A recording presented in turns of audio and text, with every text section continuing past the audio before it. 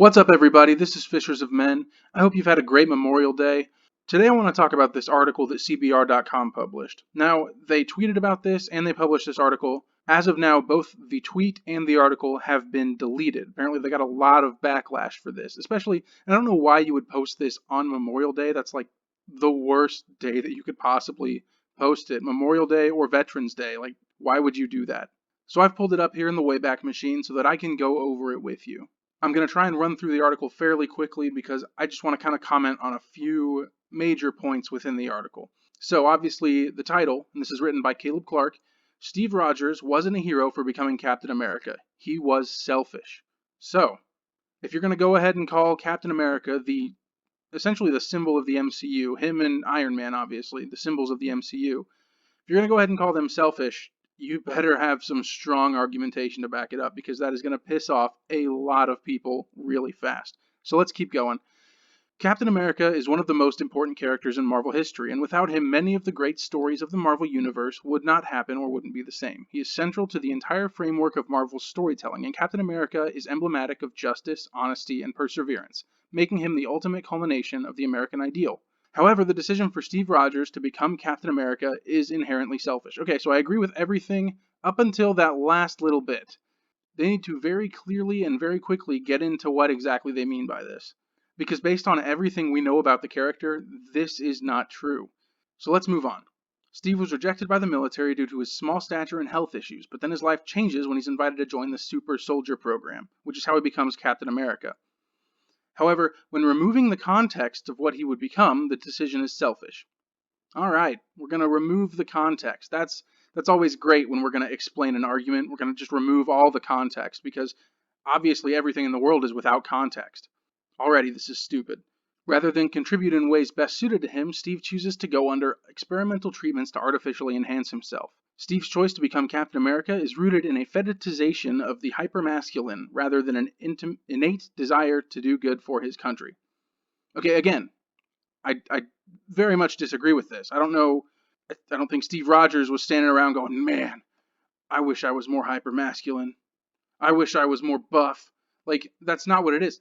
I mean, in the comics, it could be different, right? I have not read a lot of the origin stuff of Captain America in the comics, so I'll get that out of the way right now. But in the film, in the MCU, his decision is an innate desire to do good for his country. It's not a fetishization of the hyper masculine. That's not what it is, right? And obviously, if the military was fetishizing hyper masculinity, they would have picked one of the buff, awesome dude bros out there to have gone through this super soldier program. They didn't. They picked Captain America. And in the Captain America film, they show you why. He's the only one that's going to make the sacrifice play, that's going to jump on the grenade, that's going to save his friends. His entire goal, the entire reason that he wants to become Captain America, is to help his country. Let's keep moving. This is a bold claim against America's golden boy. Yes, it is. Yet the context matters. I thought you said just a second ago that the context didn't matter. Removing the context matters. Okay. But you can see how stupid this article is. Steve is initially someone unfit to serve on the front lines. It is tough and hurtful, but it is the reality of the situation. If his concern was truly how he could best serve his country, he would accept his station in life and make the most of it.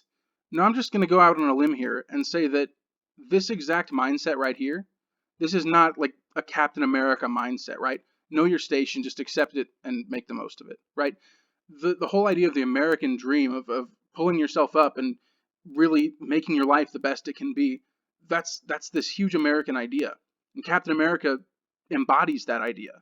The idea of taking what's given to you and exceeding, pushing past your limits and becoming something greater than anyone could have imagined, right? And Captain America obviously gets a little help in doing it, right? The Super Soldier Program. But obviously, someone who's going to be Captain America would not be someone who would just accept their station in life. Like, that's not a thing. He could have tried becoming a merchant marine, train as an officer, or stay home and help with the production of wartime materials. Well, he couldn't train as an officer. They told him, right, that he couldn't even join the military. So I don't know where they're getting that. All of these could contribute to the war like Steve supposedly wants to do, but that isn't good enough. Steve, in his eyes, has to be on the front lines. It's understandable for a young man to want to prove himself to his peers and country, yet even if deep down his intentions are altruistic, the steps he takes to pursue those instincts are selfish. That's a strange sentence. In Steve's mind, there's only one way to contribute to the war, and that just happens to be the way he wants to contribute. I mean, yes and no. Obviously, in this time period, men were going off to war. That was like the big thing. People were signing up to serve their country. It was an altruistic idea. I don't get what the author of this article is trying to say. I don't understand it. I don't understand where this turns into selfishness, especially on Memorial Day. Like, what are you thinking? Oh my goodness. Captain America is known for his altruism and willingness to sacrifice everything that he believes is right. Okay, yes. Yet there is something selfish within that, because Cap's altruism is in what he believes and nothing else. Cap will fight anyone who opposes his worldview, including his friends. Just look at the catastrophic violence that breaks out in the Civil War comic arc as well as its accompanying film. These events happen because Cap is uncompromising and nothing will shake his worldview. I mean, okay, there are two sides to this arc, the Civil War arc in Marvel Comics. Specifically within the comics, like, both sides are very well fleshed out. Like, you can see the benefit of both sides. Cap doesn't agree that people should sign up to the hero registry because he doesn't want people's identities getting known, right? They don't want people going after their families. Cap doesn't even have a family. Like, this isn't... Cap stands to benefit nothing from... Everybody knows who he is already. But he says, look, all these other people, all these other heroes that are risking their lives, if they get their names out there, people are going to go after their families. Iron Man says, look, we need to have a hero registry because people need to be responsible for what's going on, right? We can't have people running around in masks and doing stuff, and bad stuff follows that, and nobody is accountable. We can't have that, right? You see both sides. Both sides are well thought out. They're well reasoned. They make sense. And it makes sense that they would end up fighting because of this, right? And the Civil War film does a pretty good job. It's not quite as well as the comics, but it makes sense. And this doesn't come out of a sense of selfishness, right? Like I said, Captain America doesn't have anything to gain from being able to keep his mask on. People know who he is. But apparently this right here is a selfish thing, especially in the context of Civil War. That doesn't make any sense, right? This guy either doesn't know what he's talking about or he's reaching really, really far. The requirement to stand up for what we believe, no matter the odds or consequences, Cap says, when the mob and the press and the whole world tell you to move, your job is to plant yourself like a tree beside the river of truth and tell the whole world, no, you move. This quote would also be adapted in the film, with Sharon Carter saying it and inspiring Cap to stand his ground in regards to the Sokovia Accords. Okay, don't see anything wrong with that. This quote also highlights Cap's tendency to respond to things with violence. Wait a second. This quote also highlights Cap's tendency to respond to things with violence. Good job. In fact, Cap is an impulsive person, and his first response to opposition is to beat it down. These aggressive impulses are hidden beneath a veneer of tough American grit and freedom fighting.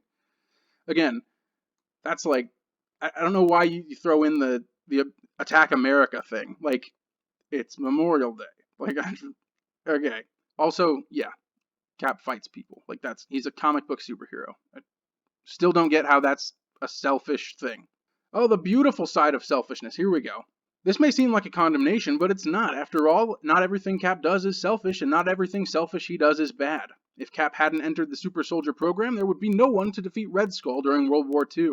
His unwavering commitment to freedom and privacy is also what uncovers Hydra's plot to take over S.H.I.E.L.D. in Captain America the Winter Soldier. Okay, well, I still don't understand how these things are selfish.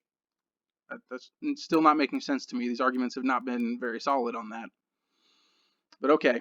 In Avengers Endgame, it's also his instinct for aggression and desire for revenge that leads the remaining Avengers to hunt down Thanos and ultimately kill him. No one would argue that these outcomes are bad, however, the underlying motive behind them isn't as black and white as it may seem.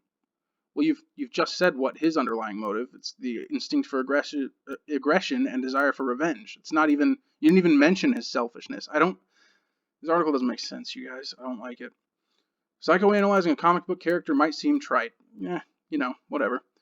But there are good reasons to do so. For one, it makes Captain America more human. He's a fictional character, but he's also an important icon for many people. So why don't we write a hit piece about him on Memorial Day? He's the golden standard many fans want to live up to. Humanizing him may take the veneer away, but it makes the character, his actions, and his consequences more real. It also helps readers and moviegoers better understand Steve Rogers, in and out of Captain America's uniform, as a character. It's easy to write him off as an archetype of American machismo, But when fans try to understand why he makes the choices he does, he becomes that much more complex. Being a hero isn't a black and white issue, and seeing Cap overcome selfish impulses for the greater good is far more rewarding than watching him be a do-gooder all the time. Oh, wow, I'm glad that's over. So in that article, we basically got Captain America is selfish somehow, but it wasn't really explained. His decision to become a superhero was selfish, even though it's been established that it wasn't really. He really did want to do it out of the goodness of his heart. I don't get the argument that this guy's making here. It doesn't make sense to me. Maybe if he had explained it a little better, it would make sense. I don't know. You're going to need some better argumentation if you want to convince everybody that he's not a hero for becoming Captain America. He's selfish. Anyway, like I said, they published this on Memorial Day, and they took it down the same day because they got a lot of hate for it. Anyways, let me know in the comments what you think. Do you think Captain America was selfish? Or do you think this article is completely full of crap and very poorly timed on the release? Let me know what you think. Thanks for watching. I'm Fishers of Men, and I will talk to you later.